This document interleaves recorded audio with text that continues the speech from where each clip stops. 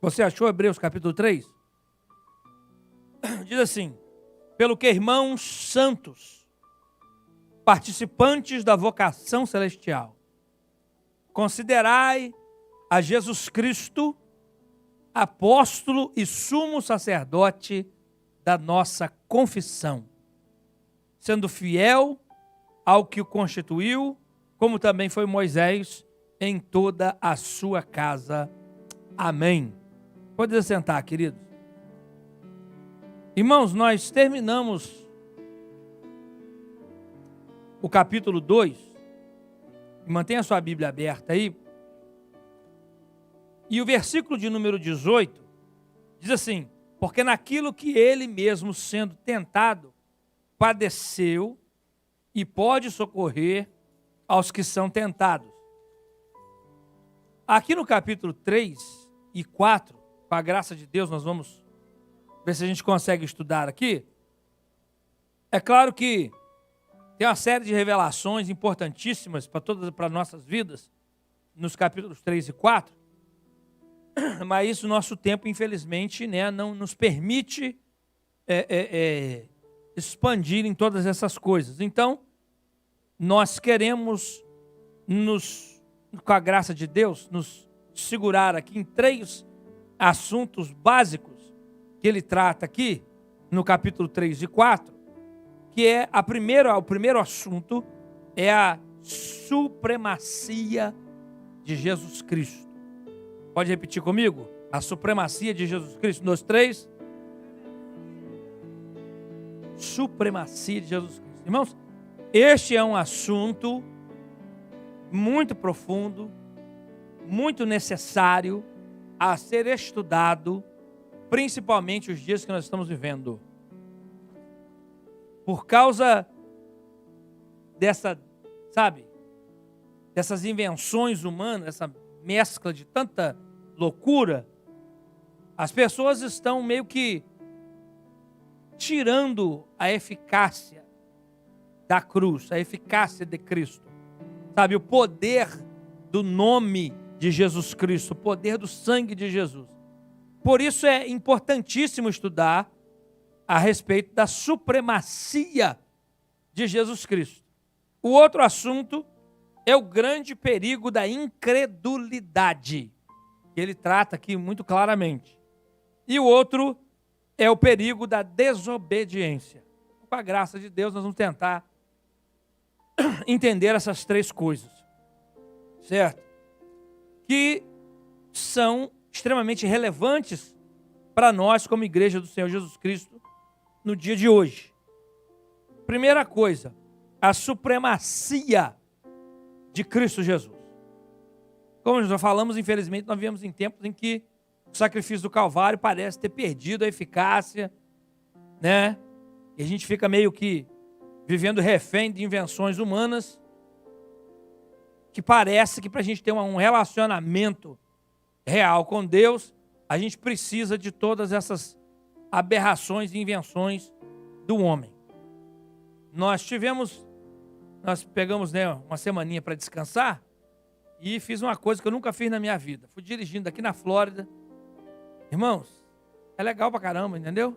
É bênção. Deixa eu falar uma coisa com você. Rapaz, o avião é 1000 vezes melhor, viu? Eu sou mais 4 horas de voo do que 24 horas de estrada, viu? Sangue do Cordeiro, né? Mas, precaução, por causa do Covid, esse negócio todo, nós achamos melhor, né? Fomos eu e minha esposa, meu cunhado, minha cunhada e meus 2 sobrinhos. Então, nós alugamos uma van, né? Sua família, junto o tempo inteiro, certo? Então, procurando nos resguardar também. E o meu cunhado também, ele é pastor, ele é americano, né? Minha cunhada também, nascida e crescida na igreja, trabalhando ao lado dele. Então, foi interessante que nós tivemos vários momentos para ficar conversando, dialogando, né? E uma das coisas interessantes que aconteceu é que, conversando com a minha cunhada, ela falou, né, de um texto lá, e aí eu falei, não é isso aí não. Ela, não, mas isso aqui é lá, e aí ela depois voltou lá para a Bíblia lá para ver, falou, mas é mesmo, né? Mas puxa vida, é um negócio que a gente escuta sempre, escuta, né, e nunca para ver se realmente é ou não é. Por isso que é importante o estudo bíblico, irmãos. Por isso que é importante nós nos aprofundar na palavra e não ir atrás do modismo religioso.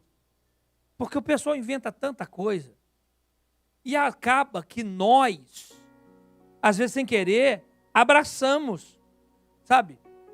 Essas palhaçadas, principalmente igrejas neopentecostais.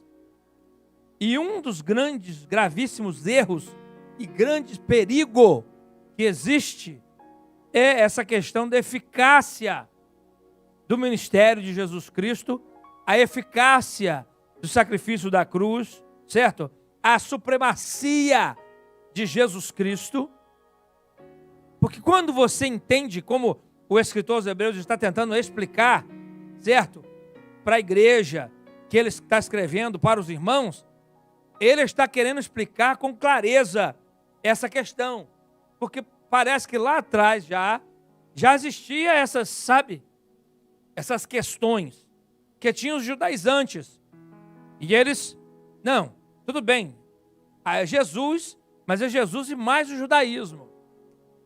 Aí chegavam os outros lá que vinha de outras religiões pagãs. Não, tudo bem, é Jesus, mas mais esse ritual pagão aqui, ó, entendeu?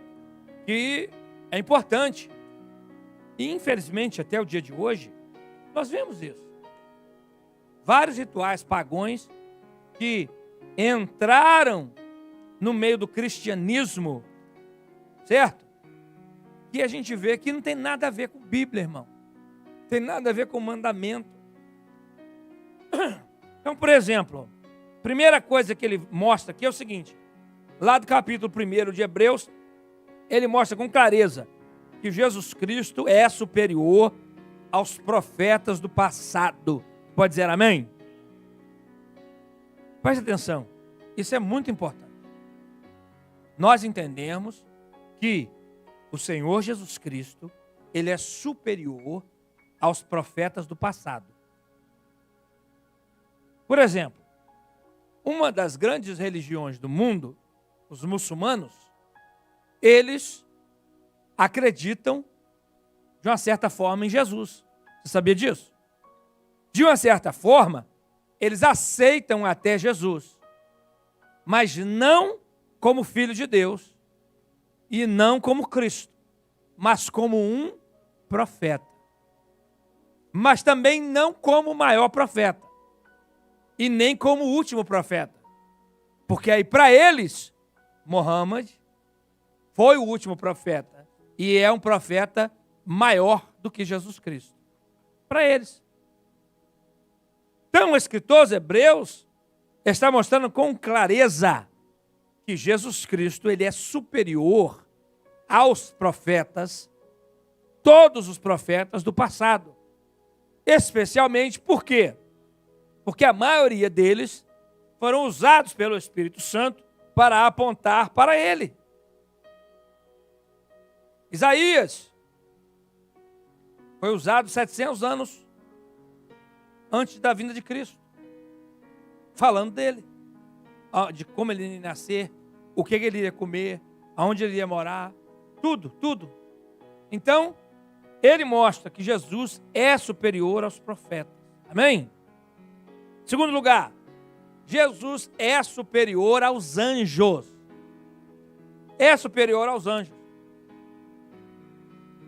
E eu acho assim, extraordinário que quando Moisés teve uma escolha de ter a presença de um anjo ou de ter a presença de Deus, o que ele escolheu?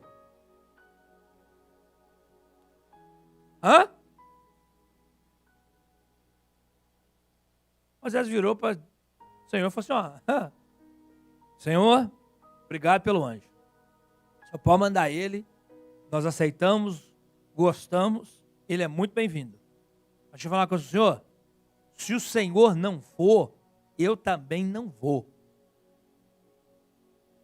E infelizmente hoje em dia, eu estou para dizer para você que tem muita gente que aceitaria essa proposta de Deus. Deus chegava a pessoa e falava assim, olha meu filho, entendeu? Você é rebelde demais, mas eu vou quebrar o seu galho, entendeu? Eu não vou andar contigo mais não, entendeu? Você não vai sentir mais a minha presença, mas eu vou botar um anjo para te guardar, para te orientar, tá bom? Eu tenho certeza que tem um monte de gente que fala assim, tá bom, Senhor, né? O Senhor não quer fazer o quê? Mas um anjo já tá bom, para mim já tá beleza, né?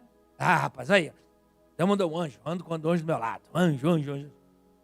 Lembra? Não muitos anos atrás, entendeu?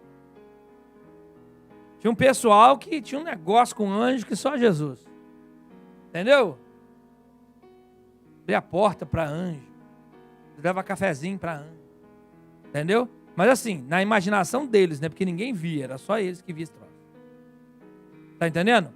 Completamente diferente das aparições dos anjos no Antigo Testamento, onde todo mundo via. Inclusive, muitos não sabiam se era um anjo ou se era um ser humano, um homem normal. Tá? Mas mesmo com todo o poder, a autoridade que os anjos possuem, eles são inferiores a Jesus. Amém? Então, se tiver que escolher, meu filho, fique com Jesus. Fique com Jesus. Aí, ele entra num assunto aqui interessante. Ele diz, olha, que Jesus, ele é superior a Moisés. Irmãos, as 3 maiores religiões do mundo, judaísmo, islamismo e cristianismo, as 3 veneram Moisés. Não tem mais ninguém, certo? Que tem este lugar tão alto no mundo religioso do que Moisés. Rapaz, ele é aceito, recebido realmente como verdadeiro homem de Deus. Olha, Deus chega assim, olha, com os profetas eu falo em revelação, em visão, mas com meu servo Moisés eu falo. Está me entendendo? Para o judeu é assim, é impossível você separar a questão da lei e Moisés. Moisés e a lei praticamente são a mesma coisa. Certo? Esse homem de Deus, que realmente, e você vê várias vezes, tanto no Antigo como no Novo Testamento, as pessoas tendo assim um apreço muito especial por Moisés. E realmente é necessário que haja respeito. Mas deixa eu falar uma coisa para você. Os Hebreus deixam bem claro. Jesus Cristo é superior a Moisés. Ele é superior à lei. Ele veio e instalou a graça. Você pode dar glória a Deus? E ele diz mais, que Jesus também é superior a Josué. Porque enquanto Moisés foi usado para tirar o povo do Egito, atravessar com eles pelo deserto, e foi usado por Deus para montar o tabernáculo e dar a lei, Josué foi o homem que Deus usou para introduzir o povo na terra prometida, na Canaã. Foi através dele que a promessa se solidificou. Mas mesmo assim, Jesus ainda é superior a todos eles. Você pode dar glória a Deus por isso? Agora, olha só que coisa interessante. Ok? Ele termina o capítulo 2 dizendo assim, porque naquilo que ele mesmo sendo tentado padeceu e pode socorrer os que são tentados. Aí ele começa o capítulo 3. Pelo que, irmãos santos, participantes da vocação celestial, considerai a Jesus Cristo apóstolo e sumo sacerdote. E é interessante porque quando você começa a estudar a respeito de Jesus, você começa a ver que Jesus ele tem assim inúmeros títulos e ele teve vários ofícios, certo? Ele foi um profeta, certo? Ele foi um verdadeiro apóstolo e ele foi e é um verdadeiro sumo sacerdote. Quando a gente começa a estudar aqui e querer entender o que o escritor dos Hebreus está falando quando ele chama Jesus de apóstolo, nós temos que ir para a raiz da palavra. Porque o outro problema que nós temos hoje, né, que é essa banalização das coisas de Deus. Irmãos, ridículo, ridículo. Hoje em dia, certo? Qualquer Zé Goela, ele já se autodenomina apóstolo e já acha que é. Não, sou o apóstolo falando de tal. E tem outra. Você chamar o cara de outro nome que não for apóstolo, já é uma briga. Briga! Sou apóstolo, sou apóstolo, sou apóstolo. Enche a boca. Não tem a mínima ideia do que ele está falando. Certo? Porque para ele é só um título que é superior ao título que antes era usado, que era o título de pastor. Então, antigamente, eu lembro que ele falava, pastor, uau! Né? Até o pessoal do mundo, antigamente, respeitava. Não, o cara é pastor. Mas banalizaram tanto, fizeram tanta palhaçada, que aí começaram a inventar outros títulos. Aí é bispo, é apóstolo. Qualquer hora dessa inventam um outro nome aí, né? Vamos arranjar um papa, né? Papa evangélico, entendeu? Ou sei lá, vice-querubim, entendeu? Serafim de 3º grau. Vamos inventar um trem. Né? Por quê? Porque para essa turma, o que é importante não é o ofício, mas é o título. Meu irmão, quando a Bíblia tem algum título, a questão não é o título, é o ofício.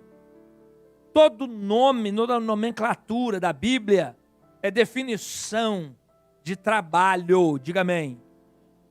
Quando ele fala aqui, Jesus Cristo, certo? Apóstolo. O que ele está dizendo com isso?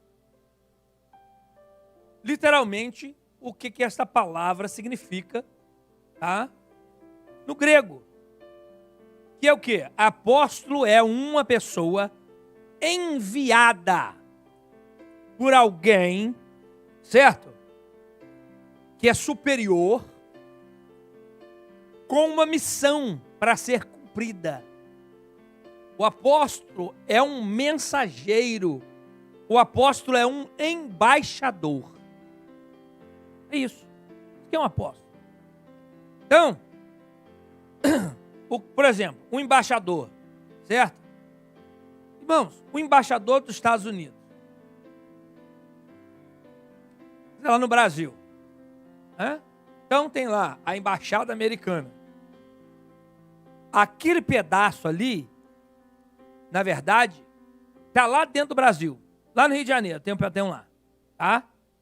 Está no estado do Rio, certo? Está no Brasil, mas aquele pedaço ali é território americano. Sabia disso? A mesma coisa a embaixada do Brasil aqui nos Estados Unidos.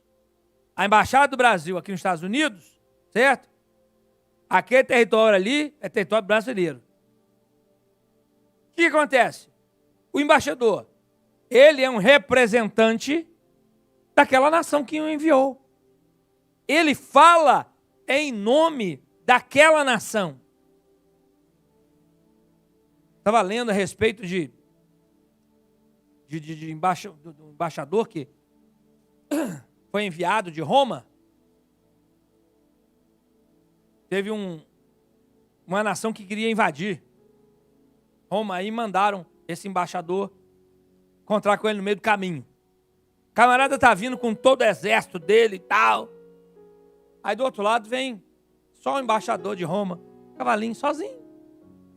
Aí chega lá, começa a conversar com o camarada. Senta aí, rapaz, vamos tomar um cafezinho, vamos conversar. Aí conversou com ele e tal. Aí disse para ele, rapaz, eu estou aqui, em nome de Roma, dizendo para você que Roma está dizendo para você desistir disso, certo? Para você virar as costas com a sua tropa e ir embora. Vai ser melhor para você, certo? Esse rei estava com o exército dele todinho junto com ele.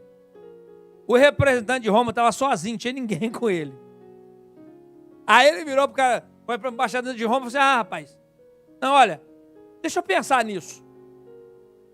Aí eu falei, tá bom, não tem problema não. Aí ele pegou assim, fez uma rodinha assim no chão, falou com ele assim, olha, pode pensar, mas pense enquanto você está dentro dessa roda, viu? Porque a hora que você pisar fora dessa roda aqui, olha, eu não me responsabilizo do que pode acontecer com você. Aí o camarada olhou para ele, pensou bem, falou, então tá bom, você pode voltar para Roma e diga que eu mudei de ideia, nós vamos voltar para a nossa nação. Ele estava sozinho, irmão. Por que o cara ficou com medo? O cara ficou com medo porque, na verdade, ele estava representando, na época, o exército mais poderoso, o armamento bélico mais tremendo que existia certo? Na face da terra. Então, por mais que ele estava sozinho, mas ele representava um reino, um poderio extraordinário. Então, quando ele falou para ele, ó, quando você estiver nessa rodinha aqui, ó, viu? Eu dou um jeito. Agora, se você passar para fora, meu filho, aí, igual diz outro, todo o poderio de Roma vai cair em cima de você. Aí eu quero ver que você vai aguentar. O cara parou para pensar e falou assim, não, olha, que eu estou mexendo aqui, né? Melhor eu... Certo? É aquilo que Deus fala na Bíblia. Ele fala, olha, antes de você ir para a guerra, consulta primeiro. Certo? Se com 3 mil, com 4 mil, com 5 mil, entendeu? Com 3 bodoque, 4, 38, 4 canivete, entendeu? O que você vai precisar para você vencer a batalha? A hora que você começar a olhar o que você está fazendo e você descobrir que você não tem como, sabe o que você faz? Manda embaixador, meu filho, resolve na diplomacia, entendeu? Que vai ser a melhor coisa para você. É o que a Bíblia diz, irmãos. Infelizmente tem gente que não entende isso. Então quando nós falamos aqui quando ele está falando aqui de Jesus Cristo, o apóstolo é o quê?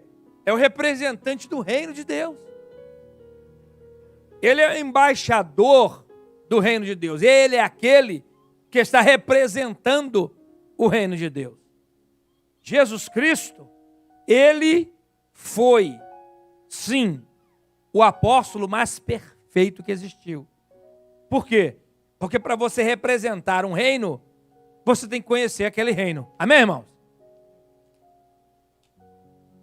Imagina, vamos pegar um chinês, não fala português, não sabe que é feijoada ou picanha, e vamos botar ele para ser embaixador do Brasil, entendeu? Lá na Palestina. E aí, irmão, vai dar certo? Como é que ele vai representar o Brasil, rapaz? Não sabe falar português, não conhece feijoada, picanha, meu irmão, tu não é brasileiro, não, sai fora. Não sabe o que é mandioca frita? Ah, meu irmão. Entendeu? Sai fora. Vaca atolada, não sai. Ih, meu irmão. Pudim de leite condensado, sai. Para você representar, você tem que conhecer. E o que é interessante, esse pessoal que se autodenomina apóstolo, que não tem a mínima experiência, certo? Com o Espírito Santo de Deus, com a palavra, e acha que estão representando o reino, quando na verdade estão falando um monte de asneira. Irmão, infelizmente, os que mais eu já ouvi falando asneira são os camaradas que se autodenominam apóstolos. Porque eles acham que eles podem inventar. Por exemplo, eu vi uma palhaçada uma vez, uma reunião de apóstolos aqui nos Estados Unidos. Aí eles viraram e falaram assim, olha, porque para nós apóstolos, Deus nos deu a autoridade de fazer decretos no mundo espiritual. Então nós vamos fazer um decreto aqui agora no mundo espiritual. Irmão, deixa eu falar uma coisa para você. Você já viu algum embaixador fazer decreto? Quem faz decreto, irmão? Quem faz decreto, sabe quem é? É rei. Rei faz decreto. Está me entendendo? Presidente faz decreto. Agora, entendeu? Um representante vai lá. Irmão, isso não tem peso nenhum, espiritual, coisa nenhuma. Isso é conversa. Isso é antibíblico. Agora, como representante do reino dos céus, Jesus Cristo, perfeito apóstolo. Chega, Senhor, mostra-nos o Pai. Ele falou, rapaz, você anda comigo esse tempo inteiro e não viu o Pai ainda? Não, mas para quem me vê a mim, vê ao Pai. Eu e o Pai somos um. Ô Nicodemo, você não está entendendo nada que eu estou falando com você? Estou falando com você das coisas normais aqui, ó. Se eu começar a falar coisas espirituais, então aí você não vai entender nada. E o que mais? Apóstolo e sumo sacerdote. Irmãos, e aí essa parte aqui é extraordinária. Por quê? Porque o sumo sacerdote, do original, quer dizer um construtor de pontes. Sumo sacerdote, ele é um construtor de pontes. Ele é um homem apontado por Deus para interceder pelos homens a Deus e para levar palavras de Deus aos homens. Sumo sacerdote é esse que está no meio, certo? Ele sabe, conhece bem a experiência dos homens, certo? Para poder interceder pelos homens a Deus. Mas ele tem uma intimidade tão grande com Deus que ele é capaz de trazer as mensagens de Deus aos homens. Nenhum homem, por melhor que foi, teve esta capacidade de se tornar um verdadeiro sumo sacerdote na íntegra da palavra. Como nenhum homem teve na íntegra da palavra capacidade de se tornar um verdadeiro apóstolo. Porque Jesus Cristo, ele é e foi o último sumo sacerdote. Não existe mais outro. Ele é o último sumo sacerdote. Por quê? Porque ninguém conhece a Deus melhor do que ele. Ninguém conhece o céu melhor do que ele. Ele criou todas as coisas foram criadas por ele. Ele e o Pai são um. Então, em termos de conhecimento das coisas espirituais do céu, né, da presença do Pai, né, o Espírito Santo, ele é o sumo sacerdote. Você quer saber alguma coisa? Pergunta para ele. Não tem ninguém que pode falar para você melhor do que Jesus. Ele falou assim, olha, Jesus falou assim, olha, ninguém desce do céu senão aquele que já estava no céu. Ele falou assim, ó, eu vim do céu. Eu conheço o céu. Eu fui enviado do céu e estou voltando para o céu. Agora, se ele fosse só 100% Deus, ele não seria um bom sumo sacerdote. Por quê? Porque o sumo sacerdote tem os dois lados. Essa questão dessa intimidade, desse relacionamento profundo com Deus, mas também é conhecedor das misérias do ser humano. Como que alguém pode te ajudar em uma situação que ela mesma nunca passou? Só pode compadecer de você aquela pessoa que já passou pelo que você está passando. Amém, irmãos? Se você não passou, irmão, você não tem ideia. Agora, o tremendo de Jesus, como 100% homem, a Bíblia diz que ele foi tentado em todas as áreas, em todas as coisas, mas nunca pecou. Um comentarista falou um negócio que eu achei interessantíssimo.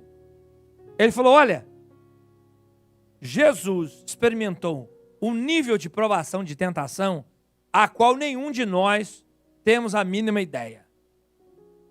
E ele explica por quê, e eu concordo com ele. Sabe por quê, irmãos? Nós somos fracos demais, falhos demais. E existe um nível de tentação que nenhum de nós aguenta. A gente cai, a gente vacila, a gente sabe. Por isso que a Bíblia já falou assim, olha, ora, diz assim, olha, Pai, não me deixa cair em tentação, me livra do mal. Certo? Por isso que Pedro, Satanás pediu para, mas estou intercedendo por você, meu filho, para que a sua fé não desfaleça. O nosso corpo físico aguenta dor até um limite. Sabia disso? Traumas, né? Você quebrar um braço, ter um acidente, o seu organismo, nosso corpo, tem até um limite que ele aguenta a dor. Depois do certo limite, sabe o que acontece? Você apaga. Você desmaia. O teu cérebro desliga. Fala, é melhor desligar, porque senão vai quebrar. Entendeu? Apaga, desliga, dá um apagão, puf. Entendeu? A gente volta depois que a dor passou. Então, a gente começa a entender o quê? Que nós tem um nível de dor que a gente não conhece. Está entendendo, irmãos? Quem está entendendo, dá uma mãe? Existe um nível de dor que nós não conhecemos. Porque nós não temos estrutura para conhecer. Jesus Cristo foi tentado no máximo, em todas as áreas. E ele não pecou, ele não caiu. A dor, os especialistas dizem, certo? Que era para Jesus ter morrido só com a chicotada que ele levou. Diz que, olha, que o ser humano não aguenta, desmaia, só de levar aquelas chicotadas. Porque aquelas chicotadas, elas cortam e arrancam carne. As costas de Jesus, os ossos já estavam expostos. E às vezes, chega a ficar exposto até os órgãos internos, de tanta, sabe? O tanto que ele apanhou, irmão, o tanto que ele sofreu, literalmente era para ter morrido. Só que Jesus não veio para morrer espancado, diga amém. Ele veio para morrer crucificado.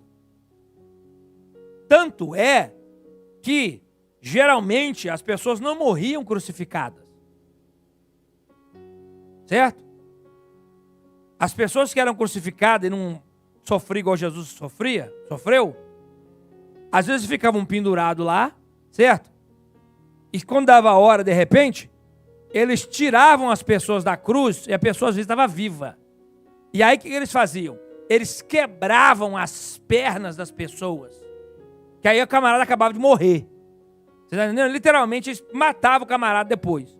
Alguns morriam asfixiados, certo? Mas muitos não morriam crucificados. Jesus, ele morreu na cruz. E para o soldado, certo? Foi até uma surpresa. Porque falou assim, ó, vamos tirar o corpo deles, só que tá bom, mas vamos quebrar as pernas deles então, né? Para matar, acabar de matar eles. Certo?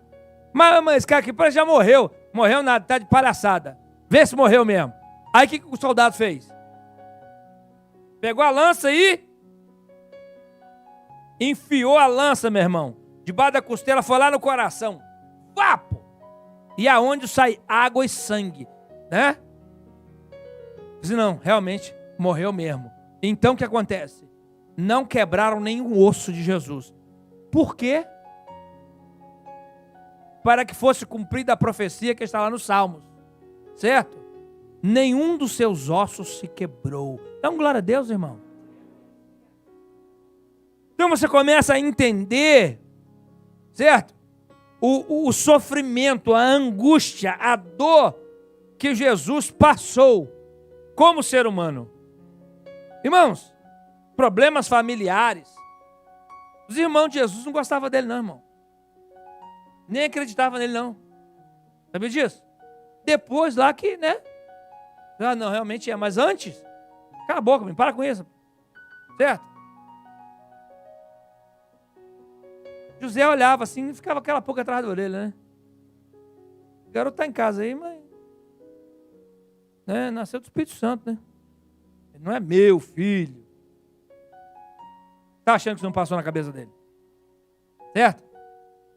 A mãe de Jesus, muitas das coisas que ele falava, ela ficava assim, ó. E a Bíblia diz assim, ó. E ela não falava nada, ela só ponderava e guardava isso no seu coração. Já leu isso na Bíblia? Tinha as coisas que ela ficava meio assim. Rapaz, dos 12 que ele escolheu, um andava com ele, não acreditava nele. É mole, irmão? Estou contigo, mas não leva fé, não. Nós estamos juntos, irmão, vamos junto aqui. Ah, rapaz, estamos juntos, mas aqui, você vai dar certo coisa nenhuma, não, rapaz. Sabe aquele pessoal que está junto, mas do contra? Que não crê, puxa para trás? Tomé estava lá do lado de Jesus, irmão. E Judas? Ladrão, sem vergonha, mentiroso. Jesus sabia. E no final das contas, ainda fez o quê? Meteu a faca nas costas de Jesus, traiu ele. Ele experimentou toda sorte de emoções. Por isso ele se tornou e é o perfeito apóstolo e sumo sacerdote. Você pode dar glória a Deus por isso? Então, ele intercede por nós diante do Pai. Quando você, sabe, você se arrepende, ora, chora aos pés do Senhor, aí o nosso amado Jesus está ao lado do Pai. Pai, o Senhor não sabe o que é isso não, mas eu sei. Aqui, perdoa, Pai. Porque não é fácil não. Eu já passei por aquilo lá. Esse é o papel do sumo sacerdote. Amém? Vamos para frente. Capítulo 3, do versículo 12.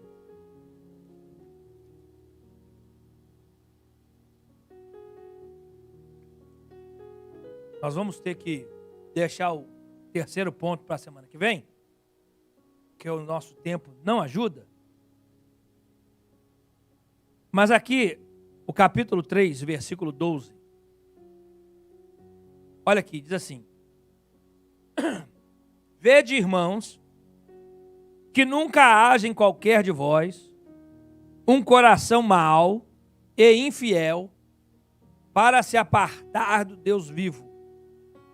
Antes, exortai-vos uns aos outros todos os dias, durante o tempo que se chama hoje, para que nenhum de vós se endureça pelo engano do pecado, porque nós tornamos participantes de Cristo, se retivermos firmes o princípio da nossa confissão até o fim. Enquanto se diz, hoje, se ouvirdes a sua voz, não endureçais o vosso coração, como na provocação. O que ele está falando aqui? Ele está falando aqui dessa questão, certo? Da incredulidade que entra no coração de muita gente. Ele está falando aqui a respeito da apostasia pessoal. Apostasia pessoal. O que é, certo? Apostasia. Apostasia é decaída, desertar, rebelião, abandono, se afastar daquilo em que antes estava ligado, encerrar um relacionamento. Isso é apostasia. Certo? Então, e aqui ele está falando de apostasia pessoal. Por isso que ele diz aqui, olha, é muito importante, irmãos, que a gente se reúna no templo. É muito importante que a gente tenha comunhão com os outros, amém? É muito importante que a gente ajude um ao outro, certo? Exorte um ao outro, dá força um para o outro, para que nenhum de nós venhamos ser um apóstolo, virar as costas para Jesus. Tem pelo menos duas maneiras de se apostatar. E o perigo, preste atenção, nem todo apóstata para de vir no culto.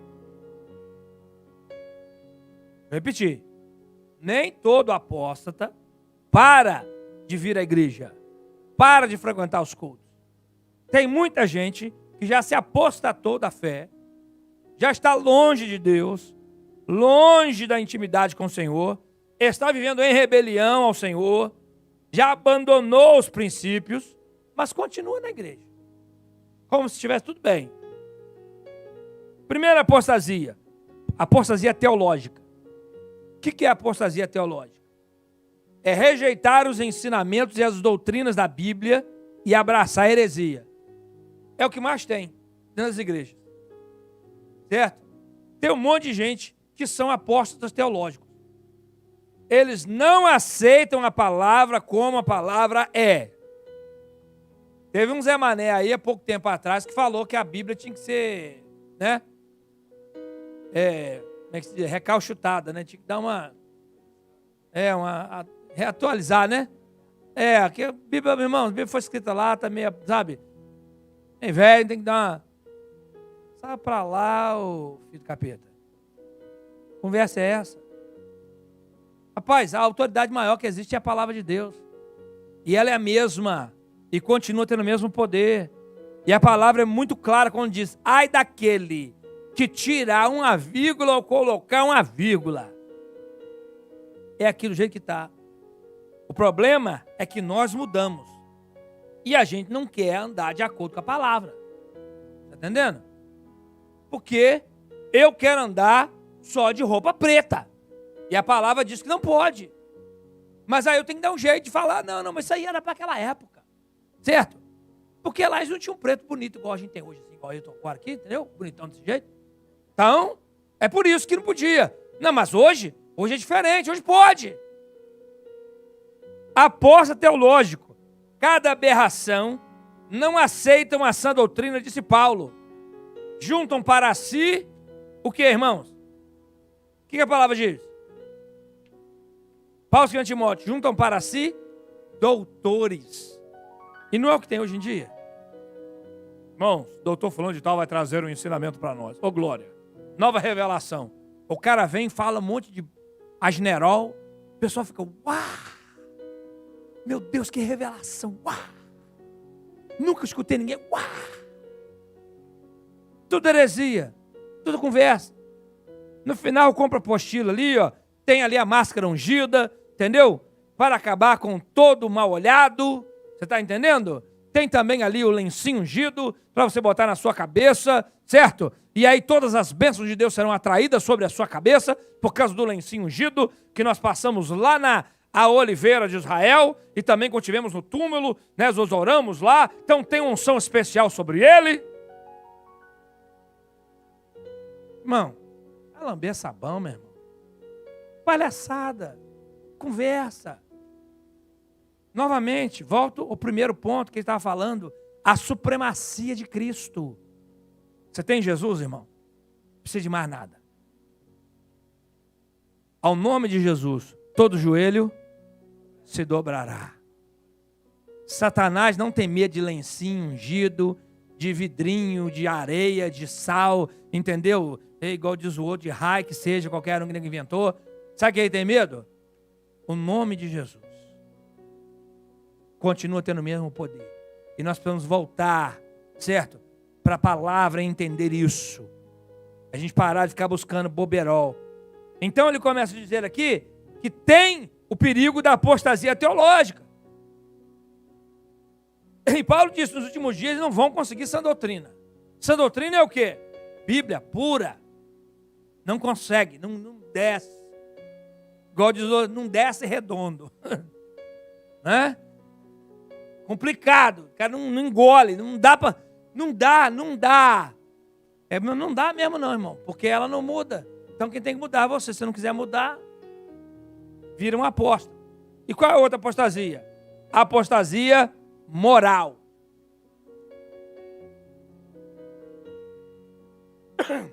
Irmãos, nós temos visto isso claramente nos dias que nós estamos vivendo.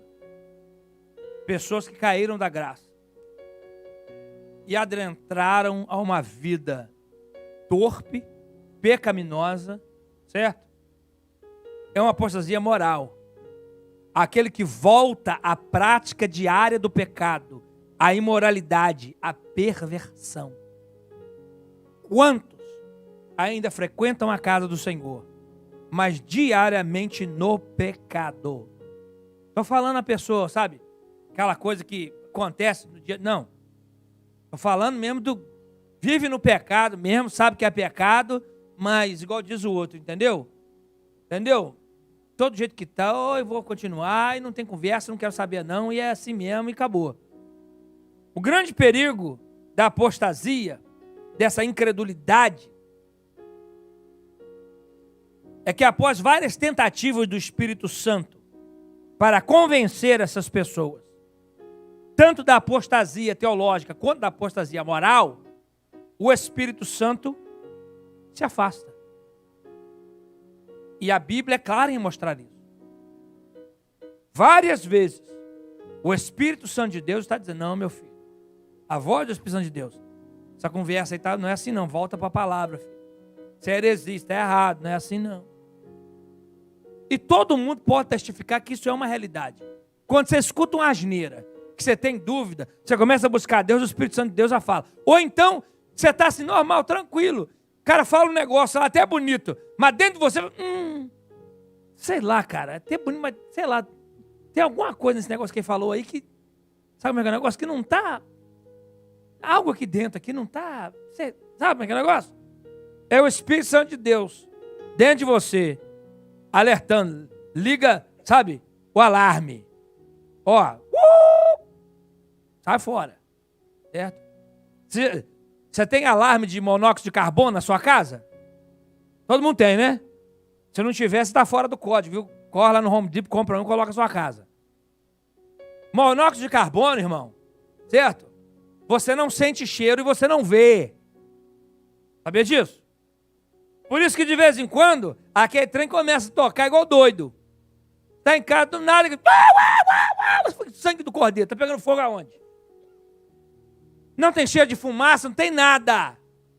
Às vezes o sensor detectou uma quantidade de monóxido de carbono dentro de casa, que você não sente o cheiro, que você não vê, mas se você ficar respirando, você desmaia, e se você desmaiado continuar respirando, você morre. Aí o alarme sente, sem você sentir, e te avisa. Quem é esse alarme? É o Espírito Santo. É o Espírito Santo que sem você ver, sem você observar, certo? O inimigo fazendo toda essa tramóia, e você igual um patinho bobo caindo, o Espírito Santo de Deus liga o alarme. Mas o problema é que a pessoa ignora. A pessoa vira as costas. Mas chega uma hora que o Espírito Santo de Deus se afasta. E ele já não mais fala com a pessoa. A pessoa entra num estágio em que a sua mente está cauterizada. E ela já não sente mais o peso e o temor do pecado em qual ela está vivendo e praticando. Ela sabe que é errado, mas já virou uma rotina na vida dela, e aquilo ali ela faz assim, sabe? Que negócio? Se for perguntar, eu sei que é errado, mas não tem nada a ver não. Entendeu? Esse estágio é um estágio muito perigoso. Porque se o Espírito Santo já não se ausentou de você, ele está prestes a se ausentar de você. E se ele te abandonar, meu irmão, se ele te abandonar, minha irmã, o seu último estágio é pior do que o primeiro. A Bíblia diz que a libertação que você já alcançou antes, as bênçãos que você alcançou antes, certo? Vem os demônios e traz mais 7. O último estágio é pior do que o primeiro. E tem uma outra coisa, eu quero terminar com esse texto. Hebreus capítulo 6. Nós não chegamos lá ainda, mas eu sou obrigado a te levar para esse texto, para nós terminarmos aqui este grande aviso a respeito da apostasia pessoal, em que muitos já estão adentrando a ela. E se for o seu caso, nesta noite, que o Espírito Santo de Deus possa estar ligando o alarme aí, e você se dar por avisado e pular fora disso, amém? Capítulo 6 de Hebreus. Vou ler com calma, para você prestar atenção no que a Bíblia diz. Não interessa o que os homens falam. Não interessa o que os pregadores que massagiam o ego das pessoas falam. Né? Porque tem uns animadores de plateia. O cara pode viver no pecado do jeito que for. Chega lá, porque Deus te ama, tá tudo certo. E parará, e o cara sai de lá assim e fala, oh, glória! Mas olha o que a Bíblia diz. Hebreus 6, a partir do versículo de número 4, diz assim: porque é impossível, porque o que, irmãos?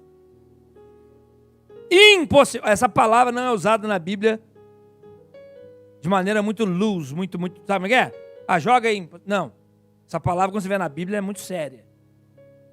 Então, eu estou falando aqui que é impossível. O que é impossível? Que os que já uma vez foram iluminados e provaram o dom celestial e se fizeram participantes do Espírito Santo e provaram a boa palavra de Deus e as virtudes do século vindouro e recaíram, sejam outra vez renovados para o arrependimento. Pois assim quanto a eles, de novo, crucificaram o Filho de Deus e o expõem ao vitupério. Porque a terra que embebe a chuva, que muitas vezes cai sobre ela, e produz erva proveitosa para aquele por quem é lavrada, recebeu a bênção de Deus. Mas a que produz espinhos e abrolhos é reprovada, e perto está da maldição, e o seu fim é ser queimada. O texto aqui está dizendo o seguinte: existe um nível de apostasia que não tem volta, que não tem como mais, que literalmente você perdeu a sua salvação. Eu sei que isso não é um estudo que você escuta em tudo quanto é lugar, o pessoal não quer muito ouvir esse negócio, né?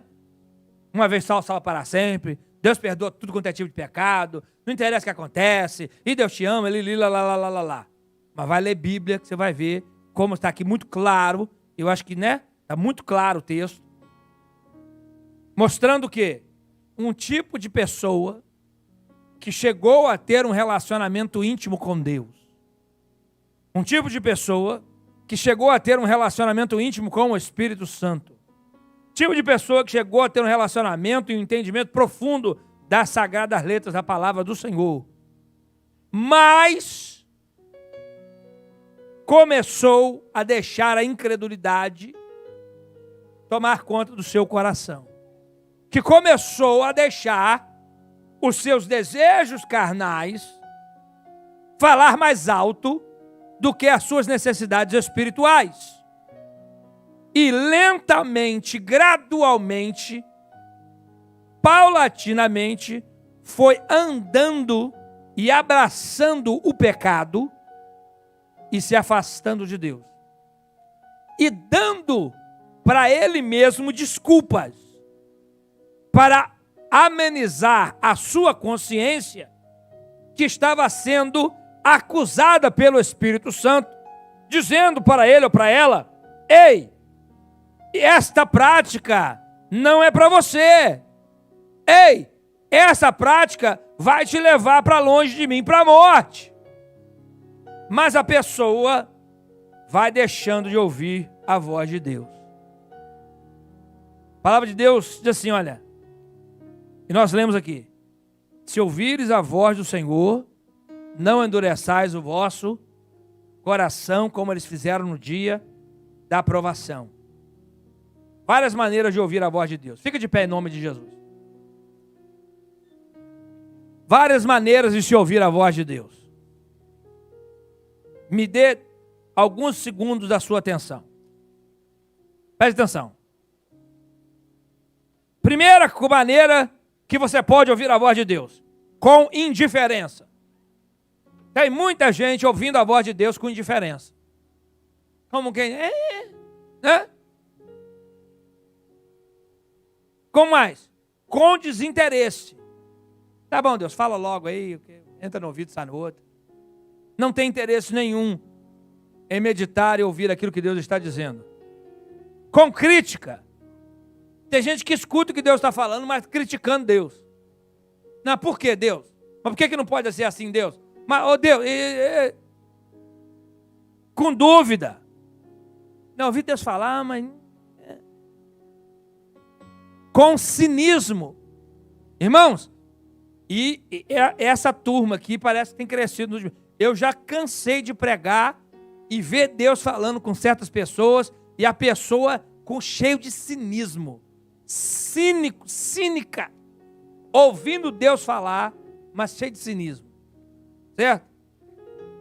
E várias outras maneiras, mas nós também podemos ouvir a voz de Deus com o coração quebrantado e contrito, inclinado a obedecer o Senhor e preparado para ouvir aquilo que Ele tem para falar para nós, para que nós possamos crescer, desenvolver e sermos abençoados. Amém? Deixa eu terminar com essa ilustração. quando você pega o seu dízimo e sua oferta nas suas mãos?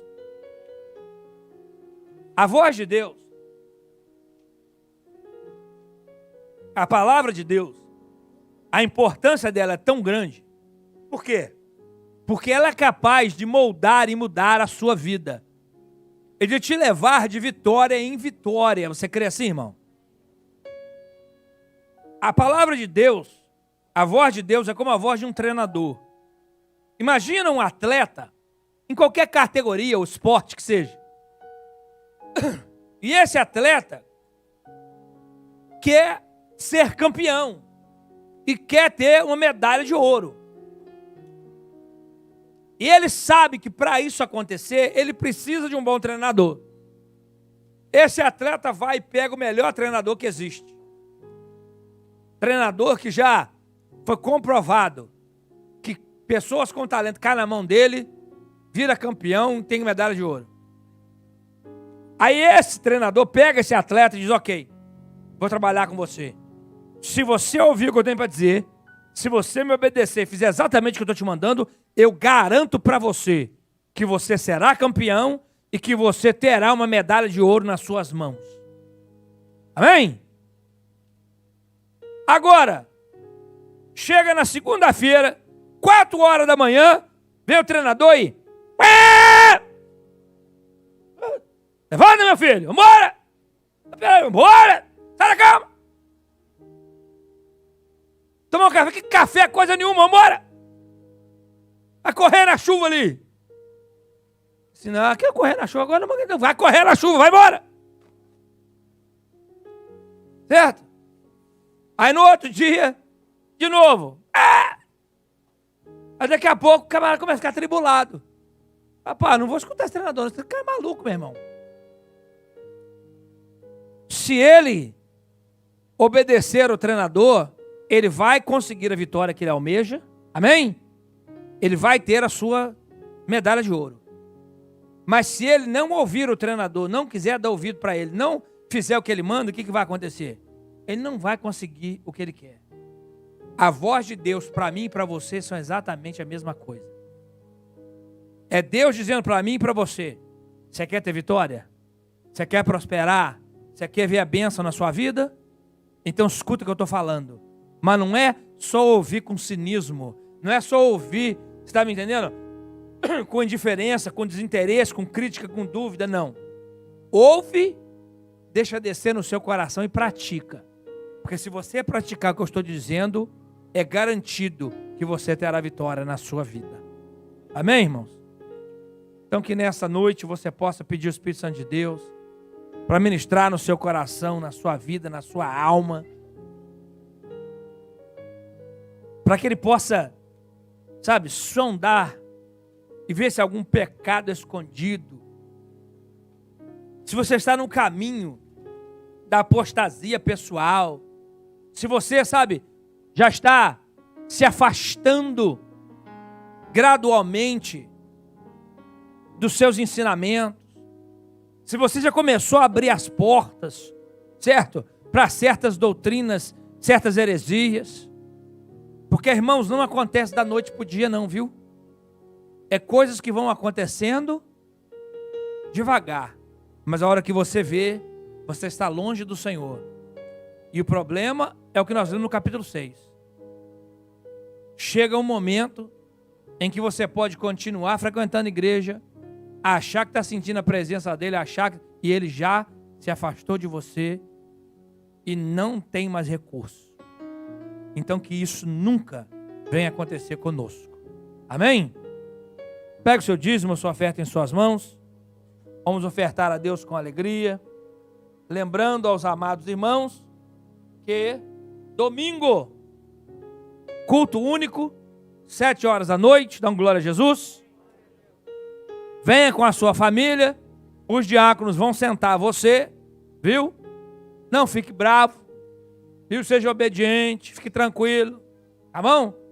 Porque tem gente, irmão, que só a graça, entendeu? Igual criança. Não, vou sentar aqui.